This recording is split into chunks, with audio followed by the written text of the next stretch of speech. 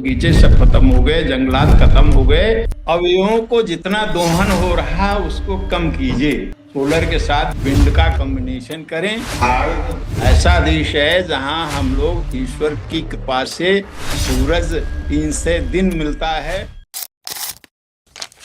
नमस्ते, आप सभी का बहुत बहुत बहुत स्वागत है बातरस में। आज जो शख्सियत से आपकी मुलाकात करा रहे हैं, ये मुलाकात कुछ इस मायने में खास है कि इस बदलते मौसम में बदलते पर्यावरण के तमाम तरीकों को आप अगर समझ सकते हैं तो अपना भी बचाव कर सकते हैं, पर्यावरण का बचाव कर सकते हैं। और इसी चीजों को समझाने के लिए हमारे साथ एक पर्यावरणविद और एसएमएस के director general professor Bharat Raj Singh ji हमारे साथ मौजूद हैं। सर, बहुत बहुत स्वागत है आपका। प्रणाम। धन्यवाद। और सभी दर्शकों का भी बहुत बहुत स्वागत। सर, सबसे पहले तो आपको दीपावली की हार्दिक शुभकामनाएं, छठ पर्व की हार्दिक शुभकामनाएं। आपको भी आज भैया दूज है, छठ पर्व भी है, आने वाला है उस जी पर, और जी। दीपावली के बहुत बहुत शुभकामनाएं बताएं। जी सर। और सभी सर, दर्शकों को भी शुभकामनाएं बताएं। बहुत शुक्रिया सर, बहुत शुक्रिया। सर, सबसे इंपॉर्टेंट सवाल तो मैं यहीं से शुरू करना चाहूंगा, क्योंकि पिछले दिनों मैं छठ पर्व के तैयारियों को देख रहा था। और उस तैयारियों में, चूंकि मैं दिल्ली एनसीआर में हूं, वहां रहता हूं, तो दिल्ली एनसीआर में जो यमुना की स्थिति है वो पूरी तरीके से ऐसा लग रहा था जैसे झाग नहीं बल्कि बर्फ की एक चादर हो, जबकि वो पूरा का पूरा जो है वो गंदा पानी एकदम ऊपर तक लेयर भरा हुआ था। 7 साल में 7,000 करोड़ के आसपास सरकार लगा चुकी है, लेकिन ये जो गंदगी है ये जाने का नाम नहीं ले रही है। यहां से शुरू करते हैं सर कि हमारे जहां पे नदियों का जो स्तर है वो लगातार डिग्रेड होता जा रहा है। वो कैसे बचाया जा सकता है और इसको बचाना कितना जरूरी है? देखिए, सबसे बड़ी जो दिक्कत है वो आबादी है। तो पूरे विश्व में अगर आप देखें, आबादी जब बढ़ रही है तो विकास की गति उसी तरीके से बढ़ रही है, उसी तरीके से सबकी आवश्यकताएं बढ़ रही हैं। आवश्यकताओं के कारण हम जो है पृथ्वी से सारे अवयव दोहन कर रहे हैं। जो चीज पैदावार होती है खाने पीने के अलावा भी सुख सुविधाओं के लिए तमाम चीजों को हम दोहन कर रहे हैं।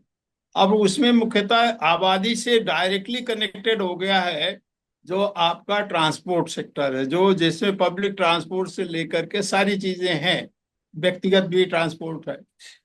तो इनका कनेक्शन होने की वजह से ये जो हाइड्रोकार्बन से मीसा जो कोयला है, या कह लीजिए कि इसमें क्रूड ऑयल है, डीजल है, पेट्रोलियम प्रोडक्ट है, गैस है, इन सब का इतना दोहन हो रहा है और इसको जलाया जा रहा है। वाहनों में भी जलाया जा रहा है, हवाई जहाज में जलाया जा रहा है, जैसे रॉकेट है उनमें जलाया जा रहा है। जो आपका ये पावर जनरेशन हो रहा जी है, जी इसको आप कोयला जो यूज कर रहे हैं उसके माध्यम से कर रहे हैं। हाइड्रो पावर में थोड़ी सी है कि पानी की उपलब्धता से उससे नहीं इस तरीके की दिक्कतें हैं। सबसे ज्यादा जो प्रॉब्लम हो रही है ये पूरे ग्लोब में, पूरे विश्व में। एक तो आप इसको देखिए, अगर आप को 1990 के आसपास से लोगों ने इस पर थोड़ा सा चिंतन प्रयास किया। हम्म लेकिन मैं थोड़ा बैकग्राउंड दे दूं आम पब्लिक को। ऐसा नहीं है कि इसको लोग जानते नहीं। हम्म। अमेरिका में 1956 में मैरियन किंग हूवर नाम का एक जियोलॉजिस्ट था, उसने चीफ जियोलॉजिस्ट था कि आने वाले समय में अमेरिका फ्यूम मीसा धुएं से चल रहा है हम्म और एक ऐसी स्थिति आएगी 40 साल में जो आपको दहन हो रहा वो उसमें वो करीब करीब समाप्ति के कगार पे आ जाएगा। हम्म और ऐसे में हमें 40 वर्ष के बाद हमें ऐसा होगा कि इन सब को परिवर्तन करने की बहुत आवश्यकता होगी, नहीं तो आने वाले समय बड़ा कष्ट होगी। उसको हम्म पागल करार करके उसको जेल में बंद कर दिया, उस पर ध्यान नहीं दिया। हम्म और 20 साल बाद उसने कहा था कि इसमें कमी आएगी, जो पेट्रोल। तो अब वो कमी देखा गया कि 1972-76 में आप देखें कि हमें हम लोग तो उस समय सर्विस में आ चुके थे और डीजल और इन सब की राशनिंग हो रही थी। वो जा करके डीएम के यहाँ से या उसकी जिला आपूर्ति अधिकारी के यहाँ से बिना टोकन बनवाए पेट्रोल नहीं, डीजल नहीं मिलता था। तो हम्म राशनिंग उसकी हो गई। इस हम्म। तरीके से 1990 95 40 साल बाद अमेरिका ने उस पर अपना कम से कम इसको एक एक्ट बनाया, हम्म। जिससे इसे प्रदूषण की क्षमता को कम करने के लिए प्रयास किया। तो आप देखिए 40 साल गंवा दिया। अब हम्म। उसके बाद क्या हुआ, 1990 से मैं इसको बराबर फॉलो अप कर रहा हूँ कि आने वाला भविष्य क्या होने वाला है। जी। तो अगर आप देखें तो आने वाले भविष्य में हम 2004 में, चूंकि अब सरकारी संस्था में कार्यरत थे, 2004 में रिटायरमेंट के बाद मैंने इस पर प्रयास किया, क्योंकि उस समय भी मुझे एक ऐसा अंदर से हो रहा था कि इसको आने वाले समय जो है बहुत विपत्तियों का है। हो हम्म। सकता है कि ये प्रदूषण जो है, ये प्रदूषण से हमारा जलवायु परिवर्तन बहुत विघटित हो जाए, और इससे जनमानस क्या, पूरे विश्व में सारे फूल पौधे चिड़िया सब चीजें जितनी भी जीव जंतु हैं सब पर प्रभाव पड़ेगा। बिल्कुल सही बात। तो स्थिति ये हो गई कि हम जब 2004 से 7 8 तक मैंने रिसर्च किया तो ये पाया कि 30% तक हमारी बर्फ उत्तरी ध्रुव की खत्म हो गई। और हम्म। ये जानकारी हमें अमेरिका के रिकॉर्ड से, नासा के रिकॉर्ड और लैब के सेकेंडरी डाटा से हमने किया, और उसको कोलैबोरेट करके मैंने 2012 में कुछ 11 में पुस्तक लिखी, जो इटली के पास क्रोशिया है, क्रोशिया से छपी। इसमें हमने लिखा कि आने वाले समय में, अगले दशक में अमेरिका तूफानों के कारण डूबेगा, और न्यूयॉर्क शहर विशेष करके पहला वहीं अटैक हुआ। और हम्म। आपको बताएं इसमें दिग्विजय सिंह जी के 2012 में पुस्तक छपी है, सितंबर में हमें पब्लिक डोमेन में आ गई, और उसमें 31 अक्टूबर, 29 से 31 अक्टूबर में पहली बार सैंडी तूफान अमेरिका में आया। और हाँ। उस तूफान के कारण अमेरिका में 15 दिन पावर कट रहा, और 4 लाख लोग वहां से न्यूयॉर्क के कोस्टल एरिया से विस्थापित किए गए। बिल्कुल बिल्कुल, उनका और पलायन हुआ। ये परिस्थितियां आई जिससे 6 महीने वो बुक हमारी टॉप रीडिंग बुक रही। उसके बाद भी क्लाइमेट चेंज पर बुक लिखने का हमें प्रोत्साहन मिला उसी हम्म। जगह से, और 3 महीने में बुक लिखा वो क्लाइमेट चेंज। ये नहीं है, ये जानकारी पब्लिक डोमेन में मैं डाल रहा था। ये अमेरिका जैसे देश जो है, जो जानकारी रहती है आम पब्लिक में नहीं डालते हैं। बिल्कुल तो बिल्कुल बिल्कुल। मैंने उसमें देखा कि ये तो भयंकर स्थिति होने वाली है। ये अमेरिका ही नहीं, केवल उत्तरी ध्रुव ध्रुव नहीं, सारी बर्फ पिघल रही, क्योंकि इस समय ग्लोबल वार्मिंग का इफेक्ट ज्यादा बढ़ गया है। वो 1.58 डिग्री को टेम्परेचर मेंटेन करने के चक्कर में जरूर सब, आर के पचौरी साहब और सब लोगों ने कहा था, 2007 में उनको नोबेल प्राइज भी इस पर मिला, भारतवर्ष के थे, और 12 साल वहां पर आईपीसीसी के चेयरमैन रहे। हम्म। लेकिन ये परिस्थितियां ऐसी है, हमने उस पुस्तक में लिखा कि 6 डिग्री तक बढ़ सकता है आने वाले समय में, अगर ये पूरे समुद्र वो उत्तरी और दक्षिणी ध्रुव का बर्फ खत्म हो जाती है, तो 1570 ट्रिलियन टन आइस जो है वो समुद्र में आने के होगी, और वो जल में या वाष्प में उसका असर होगा। अब स्थिति अगर जल में होगा तो समुद्र की ऊंचाई तल बढ़ जाएगा। बिल्कुल अगर बिल्कुल। कहीं उसका वाष्पीकरण ना हो तो 30 फीट से लेकर 80 फीट तक इसकी ऊर्जा, कितने देश उसमें डूब जाते। हम्म। लेकिन प्रकृति का है ये, हमारा प्रकृति में ऐसा है कि जैसे फैलाव पानी का होता है वैसे वाष्पीकरण बढ़ जाता है। एक पानी गिलास में रखिए, वस्तु वाष्पीकरण है, एक थाली में रख दीजिए, वो जल्दी से हो जाएगा। हम्म। उसको रखिए 3 4 दिन, गिलास में नहीं सूखेगा, हम्म। लेकिन थाली में रख दिया दूसरे दिन आपको सूखा मिलेगा, या कपड़ा फैला। इस तरीके से हमारी 60% जितनी है अब आइस जल में परिवर्तित जल से वो वाष्पीकरण में होकर के अब अच्छा जा कहाँ रही है। हम्म। अभी मान लीजिए 2 3 4 डिग्री या 1 फीट बढ़ जाएगा, पानी 4 फीट तक एक्सपेक्टेड है इस सेंचुरी के अंत तक 21वीं से। हम्म। लेकिन ये जो पानी परिवर्तित हो रहा है, और यहाँ तक कि हिमालय तीसरा सबसे लार्जेस्ट वो है, जो 2500 किलोमीटर लंबी बर्फ की पहाड़ियों पर रहा है, और उत्तरी ध्रुव और दक्षिणी ध्रुव के बाद, तो इसका भी बर्फ जो है 60 से 70% पिघल गया। और जो हम्म। पिघल गया है, तो अब कभी चीज पर वजन लदा हो, वजन आप खाली करें तो क्या होगा, सही वो बात। नीचे से जमीन हल्की हो जाएगी और उठना शुरू कर देगी। अब एग्जैक्टली। हिमालय में होता है पहाड़ियां जो है वो दब रही नहीं, पहाड़ियां उठ रही हैं। बिल्कुल बिल्कुल। और उसका कारण यह है कि जब बारिश होती, दरारें पड़ी रहती, तरह तरह का जो लैंडस्लाइड और पूरी पूरी वैली भट पट रही। तो हम्म आपने देखा होगा 2013 में केदार कुट्टी का एक आया, रिस्क आया। ये सब उसी से, क्लाइमेट चेंज से ही जुड़ा हुआ, जो हमारा ग्लोबल वार्मिंग के कारण हुआ। अब हम्म देखिए, वहां इस बात को मैंने जिक्र किया था कि पहाड़ों में आने वाले टाइम में ऐसा होगा कि ये बहुत बड़ा ये लैंडस्लाइड इस बार होने वाला, 2013 का मैंने जिक्र किया था। और हम्म वो केदारनाथ पर, धाम पर इसका इफेक्ट आया। उसके हम्म बाद भी अभी भी बराबर कह रहे हैं कि इसको वहां से लोगों को विस्थापित तो सबको नहीं कर सकते, उनकी जमीन, उनके दादा परदादाओं के सारी चीजें हैं, वहां रहते हैं, लेकिन अगर ये इवेंचुअलिटी बरसात में आती तो जाएं कहाँ? तो हम्म उनका कितना बड़ा जनमानस का और जितना जीव जंतु का लाश होगा। इससे बेहतर है कि देहरादून और हिमालय के तलहटी पर इधर आ करके नैनीताल के आसपास उनको वहाँ मल्टी स्टोरी बिल्डिंग बनाएं, उनको दें। और हम्म। जब भी आवश्यकता हो चाबी रखे रहें, वहां से भाग करके यहाँ कम से कम अपनी सेफ्टी करें, एक दो महीने अ, बचत में रहें। आज आप केदारनाथ धाम का पता लगा पट बंद हो रहा 6 महीने के लिए। जी जी जी तो जी। एक तो आपने ये तो कर दिया, लेकिन जो जनमानस वहां रह रहा, अगर हम्म बारिश में ऐसी विपत्ति में है, उसके लिए अब कहीं विस्थापने की बात नहीं है। देखिए, ये नीतियों की बात है। अब आइए कि हो क्यों रहा।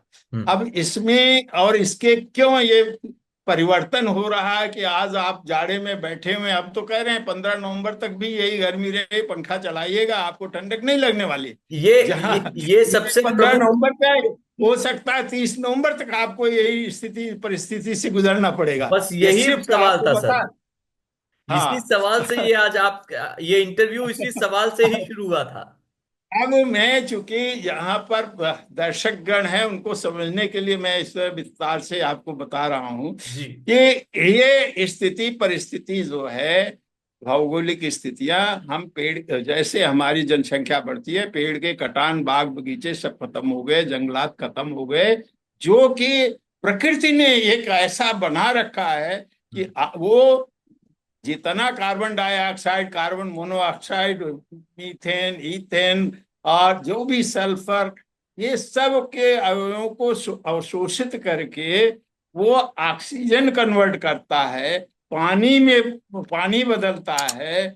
और उसके बाद वो पानी से पेड़ अपने आप अवशोषण करके जड़ों में चले जाते हैं। कोई जंगलों में कितने पेड़ों को आप पानी देते हैं, सही वो बात है। हरे भरे रहते हैं। हम्म आपके बड़े बड़े पेड़ जितने हैं, आम बगीचे, या उन सब के कौन पानी देने जाता है? हम्म शुरुआत में उनके पत्तों से, सब जगह से यही प्रक्रिया जो होती है, उस प्रक्रिया से पानी बनता है, वो पानी अवशोषित होकर के जड़ों में जाता है, जिससे वो हरे भरे रहते हैं।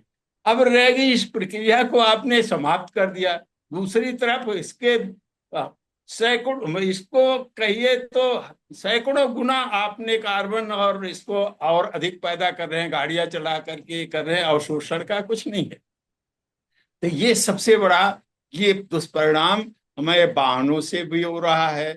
जो पहले घरों में, आज गैस जला रहे हैं, पहले लकड़ी, जो सूखी लकड़ी मिलती थी उससे जला दे, लेकिन संख्या कम थी, इसलिए वो वहीं अवशोषित होकर रह जाता हम्म था। अब आइए, ये इसका विकल्प क्या है, और ये कैसे ये जलवायु परिवर्तन जो है, जैसे ऋतुएं बदल रही हैं, कब क्यों ये गर्मी के टाइम में बारिश हो जा रही है, जाड़े के टाइम में गर्मी आ जा रही है, या बरसात शिफ्ट हो रही तो जाड़ा ही नहीं पड़ रहा है, ये क्यों हो रहा है? हम्म अब आपको हमने इंडिकेट ये किया था कि आप देखें कि पूरा पानी जो है, जो हमने 1570 ट्रिलियन टन बताया है, वो बर्फ वो पिघल जाने के बाद पानी 60-70 फीट बढ़ सकता है समुद्रों में, लेकिन उसकी 60% तक प्रक्रिया जो है वाष्पीकरण। तो हम्म वो वाष्प जो गर्म है, अभी गर्म हवा होती है, धुआं होता है, घर में होता है, धीरे से ऊपर चलने लगता है। जब आप छौका लगाएं, कुछ लगाएं, वो ऊपर जाता है। हम्म। इसी तरीके से कोई भी गर्म चीज होगी, वाष्प होगा, वो धीरे धीरे ऊपर जाए। ठीक है। ऊपर जाने पे 10-15 किलोमीटर पर 5 से लेके जब बढ़ेंगे, आपका आता है हवाई जहाज में बैठे बताता है 30,000 34,000 फीट के ऊंचाई पर चल रहे हैं, -40 डिग्री टेम्परेचर है हाँ। बाहर। हाँ। अब आप सोचिए, वो जाके वही बर्फ के कण फिर वहां बर्फ के ये वाष्प जो जा करके बर्फ के कण में परिवर्तित हो गई। हम्म। अब ये देखिए, पूरे वैज्ञानिक विश्व के हैं, कितनी बार हमने चैनल पर भी बात की, दूरदर्शन पर बात की, लेख लिखते रहते हैं, ये मीडिया जो आपके प्रिंट मीडिया इसके थ्रू निकलता है, लेकिन इस पर कोई ध्यान ये नहीं दे रहा है कि ये प्रक्रिया कैसे घटित हो रही है। हम्म। अब आप सोचिए कि जब पूरे विश्व के चारों तरफ 10 से 15 किलोमीटर पर इतनी उसके वाष्प के जो -40 डिग्री -80 डिग्री की वाष्प के कण वहां पर उनकी डेंसिटी बढ़ गई, तो कोई हलचल पृथ्वी के आसपास होगी, थोड़ा सा वहां वैक्यूम क्रिएट हुआ या हवा गर्म हुई, तो लोकलाइज वे से वो ऊपर से बहुत तेजी से वो टुकड़े नीचे आएंगे, और वो उसको कवर करने के लिए, उसको ठंडा करने के लिए, और हाँ। वो आते ही यहाँ पर घनघोर बारिश होती है, जिसे हम कह रहे हैं बादल फट जा रहा है, कहीं कह हम्म। रहे हैं कि फ्लैश रेन है, कहीं उसका हम्म। नाम कुछ और दिया जा रहा है। लेकिन हम्म। पूरे विश्व में आप बताइए, यूएई में अगर बर्फ पड़ने लगे, यूएई हम्म। में घनघोर बारिश होने लगे, बिल्कुल बिल्कुल। राजस्थान में घनघोर बारिश होने हम्म। लगे, तो हाँ। इसको हम परमात्मा पर डालेंगे कि हम अपने मनुष्य मात्र जो इसको विघटित किया है, जी। जो मैन मेड प्रॉब्लम है, जी। सॉल्व वही करेंगे। बिल्कुल। नहीं तो पूरे पूरी ये जो संरचना है, हम्म। ये अपने आप पर्यावरण को ठीक करने के लिए ये हम्म। अपने आप ठीक होगा। अब आइए, अगर इस तरीके की चीजें हो रही हैं, तो इससे हम्म। बचा कैसे? हम्म। बचने का तरीका बचने का तरीका है कि संसाधनों का उपयोग को कुछ कम कीजिए, हम्म। अवयवों को जितना दोहन हो रहा है उसको कम कीजिए। हम्म। यही मैं बोल रहा हूँ, मैं डॉक्टर भरत राज सिंह बोल रहा हूँ। 2015 में इस लखनऊ में और उत्तर प्रदेश के सोलर पॉलिसी बनाने में नवीन चंद वाजपेयी जो यहाँ के डिप्टी चेयरमैन थे, आ, हम्म। उसके उनके साथ बैठ के पॉलिसी में हमने भागीदारी की। हम्म। पहला घर है जहां पर मैंने सोलर रूफ टॉप लगवाया 5 किलोवाट का। जन हम्म। जागरण किया, पूरे पूर्वी उत्तर प्रदेश का कोई जिला नहीं बचा, कोई ऐसा विद्यालय नहीं बचा हो जहां पर हम लोगों ने इसका प्रचार प्रसार नहीं किया। तमाम अखबार जिसमें हमें कॉलेज को हमारे इस समय Limca book of world record में मिला है।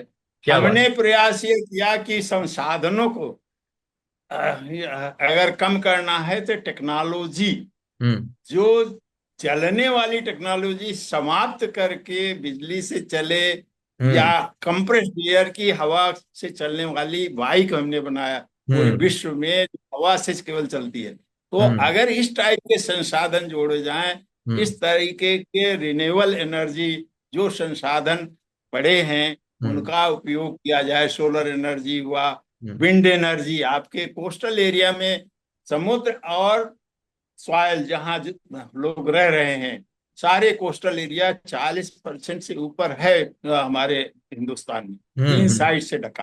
हम्म। अगर वहां हमारे विंड इतनी तेज चलती, रात में चले दिन में चले, जहां टेम्परेचर वेरिएंस हुआ, तो हम्म। विंड का क्यों नहीं है हम विंड फार्म लगा करके इसको इसकी भरपाई करें। हम्म। जहां और अब हो रहा है, अभी इस पर रिसर्च का हम भी करा रहे थे, 4-5 हमारे रिसर्च स्कॉलर हैं, पीएचडी कर रहे हैं। हमने ये पाया कि लखनऊ में भी आप विंड और सोलर दोनों कंबाइन करें, बड़ा इकोनॉमिकल होगा। हम्म। ये सब संसाधन हमने रेज किया था अखिलेश जी के टाइम में, क्या लोगों को मरने देंगे भूखे? ये हमारा संकल्प होना चाहिए कि प्यासे भूखे कोई जनता न रहे। इसलिए आप झांसी एरिया जहां आपका ऐसा है, पहाड़ी एरिया जहाँ कोई संसाधन है, नदियां सूख गई, चंबल और इन सब के उस साइड में, उनको आप थोड़े थोड़े उसको कि ये नहीं तो सोलर लगवाइए। तो हम्म। आज इस सरकार ने इतना प्रयास जरूर किया है कि वहाँ सब सोलर की व्यवस्था की। गैलरी बना रहे हैं, सोलर लगवा रहे हैं किनारे। राजस्थान में भी लग रहा है। गुजरात जो है पहला ऐसा प्रदेश है जहाँ की मैक्सिमम सोलर की उपयोग हो रहा है। लेकिन सोलर के साथ विंड का कॉम्बिनेशन करें और तो चीजें बढ़ाएं और दुनिया को रास्ता दिखाना। हम्म। मोदी जी ने पहले 2015 में जब आप समिति हुई थी इसकी पर्यावरण पर, क्लाइमेट जी की, जी तो जी जी। उसमें जब वो गए थे नवंबर में, तो वहां भी कार्बन कंटेंट को कम करने के लिए सलाह मांगे तो हम लोगों ने सलाह दी थी। तो हम्म। आज परिस्थितियां बदल रही हैं। हमें हम्म। इस पर सघन होकर वर्ल्ड लीडर की तरीके से हमें इसको आगे बढ़ना चाहिए। भारतवर्ष बहुत ही ऐसा देश है जहां हम लोग ईश्वर की कृपा से सूरज 3 से दिन मिलता है, और हम सोलर एनर्जी और विंड एनर्जी से प्रचुर हैं। कई देश को हम सप्लाई कर से, अपना देश तो जो जरूरत है उससे कई गुना हमारे पास ये एनर्जी के संसाधन है। एग्जैक्टली। तो मैं यही जनता से चाहता हूँ कि कम से कम बिजली के उपयोग में सोलर का उपयोग करें। घरों में अगर आप देहात में सारे जितने सिंचाई के संसाधन सोलर लगाएं, गवर्नमेंट को पैसे देने की जरूरत, वो तो आपको सब्सिडी दे रहा है। एग्जैक्टली। वो आप दिन में चला करके सारा अपनी सिंचाई का कार्य करें, पैदावार बढ़ाएं। आपको यहाँ के उस पर डिपेंड करने की जरूरत नहीं है।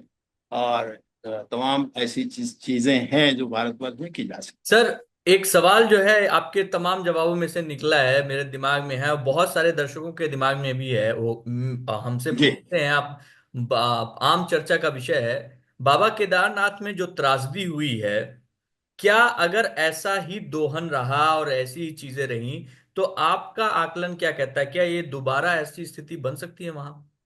देखिए, आप पूरे जितने पहाड़ी क्षेत्र हैं यहाँ से लेकर के पाकिस्तान तक, हिमालय जो चंद्राकार बना हुआ है, हम्म। पहले तो टेक्टोनिक प्लेट ये समझ ली कि ऐसी उसमें है कि ये भारतवर्ष की संरचना कहीं से फूट करके इस पर आके जुड़ा हुआ है। हम्म। तो ये पहाड़ जो ऊंचे उठे हुए हैं, हम्म। ये बहुत ही कम, मतलब कॉम्पैक्ट, उस पर नहीं, अर्थ पर। हम्म। तो ये नीचे से प्लेटीज जो जैसे जो जो चीजें मजबूत हैं कर लीजिए, वो हम्म। नीचे जब दबने लगती हैं तो ये और उठने लगता है। तो इसके दो कारण हैं। और ये कारण ये तो ये है कि जैसे बर्फ पिघल रही है, वजन कम हो रहा है, टेक्टोनिक प्लेट का असर और हो रहा है। हम्म। तो इससे क्या है कि इससे और भुरभुरापन आ रहा है, पहाड़ी उड़ रही, जैसे हमने पहले भी बताया। हम्म। उस पहाड़ी उठने से बारिश, जहाँ सी हल्की सी बारिश होगी, वो उसकी दरारों के अंदर जाएगा, लैंडस्लाइड हो। तो ये घटनाएं केवल केदारनाथ ही नहीं, पूरी वैली में होगा। हम्म। पूरी वैली में कहीं भी, बद्रीनाथ तक देखिए, पिछले बार वहां जोशीमठ में कितना बड़ा घटनाएं हुई और बिल्कुल कितनी। बिल्कुल बिल्कुल। तो सारी जगह यहाँ से लेके जम्मू कश्मीर तक सब जगह दरारें पड़ चुकी हैं। हम्म। इसका आकलन गवर्नमेंट ने कराया। तो ये ऐसा नहीं है कि जोशीमठ में ही दरारें पड़ी हुई हैं। हम्म। दरारें लोग देख रहे हैं, हम्म। और आज से नहीं देख रहे हैं, 2010 11 12 से ही देख रहे हैं। हम्म। लेकिन किसी को ये पता नहीं कि क्यों हो रहा है। हम्म। ये सब जानते हैं दैविक आपदा है, कुछ हो जाता है, इस टाइप से है। तो ये हम्म। तो घटनाएं होंगी। इस घटनाओं की भरपाई तभी होनी है, ये इसको हम्म। रोका नहीं जा सकता। हम्म। जब धीरे धीरे धीरे संसाधनों को बढ़ाएं, हम्म। ये ग्रीन एनर्जी यूज करें, और इसमें कम से कम ग्लोबल वार्मिंग पर जो स्थितियां 6 डिग्री जो होने की संभावनाएं है वो कम किया जाए। हम्म। 2050 तक की स्थिति। ये तो हमने ये भी कोरोना के बारे में लिखा, वायरस लिखा था हम्म। कि ऐसे वायरस निकलेंगे जब आप पहाड़ियों से हम्म। आ, आ, बर्फीली चट्टानें उठेंगे, तो उसके अंदर कितनी चीजें सम्मिलित हैं, हम्म। किसी को कुछ नहीं पता। हम्म। वो वायरस जो -डिग्री पर जीवंत रहते हैं, हम्म। लाखों साल से, हजारों साल से उसके अंदर हैं, वो आकर के मनुष्य या पेड़ पौधों या पक्षी पर क्या असर डालेंगे, इसका किसी को नहीं पता। हो हम्म। सकता है इनसे ये दुर्घटनाएं आने वाले समय में होंगी। 2040-50 तक मेरा आकलन है कि इसमें तमाम जनमानस की हानि होगी। और हम्म। वो हानि, हमारा तो आकलन 30-40% तक है हम्म। और आने वाले समय में। तो इस पर हमें चिंतित होना है, प्रयासरत होना। मैक्सिमम डेवलपमेंट की तरफ बढ़ रहे हैं, तो हमारे संसाधन इस तरफ का ज्यादा झुकाव में होना चाहिए। हमें अपना देश मजबूत रखना है, जी लेकिन जी। उसी के साथ साथ हमें देश का एक लीडर के रूप में, पूरे विश्व को राह दिखाने के रूप में, विश्व गुरु के रूप में हमें आगे बढ़ना है। और रही बात हिमालय में, ये होगा, पूरे विश्व की कोई ऐसी चट्टानें नहीं जहां ऐसी चीजें ना हो। पानी बरसेगा, बर्फ के समय तेजी से बर्फ गिरेगी, बर्फ गिरती है। हम्म। अब आपने इस पर तो वो कच्ची बर्फ होती है और वो उस पर टिक ही नहीं पाती। पता लगता हम्म। है कि दिल्ली में ठंडक हो रही है, बर्फ वहां गिरी हिमालय में, हम्म। हिमाचल में, और हम्म। ठंडक यहाँ हो रही। हम्म। तो ये स्थिति, उत्तर प्रदेश पूरा ठंड से डूबता है, इधर सब हम्म। चीजें शिफ्ट हो रही हैं। अप्रैल तक हो सकता है ठंडक जाएगी, हम्म। और ये नवंबर तक आपकी गर्मी आएगी। ठंडक आएगी नहीं। ऐसी हाँ। परिस्थिति से हमें गुजरना पड़ रहा है। जी। और इसका भी हमने 2 साल पहले सूर्य प्रताप ने एक वो किया था, तो हमने इसको कई पेपर में निकलवाया था जी उस जी। समय भी। तो इस तरीके की परिस्थितियां हैं। सर आप कृपया हमें दर्शकों को अपनी उस किताब के बारे में भी बताएं, उसका नाम हम लोग के साथ साझा करें, और साथ में उसको, उसके बारे में थोड़ा सा जो है एक संक्षिप्त चलिए, हमारे विवरण दें। पास 3 किताबें हैं। एक तो है ग्लोबल वार्मिंग, जो पहले हमने कहा, जी 2012 की छपी है। जी। एनटेक का पब्लिकेशन है। हम्म। दो रूसिया से है, इटली के पास, हम्म। और यूनिवर्सिटी वहाँ।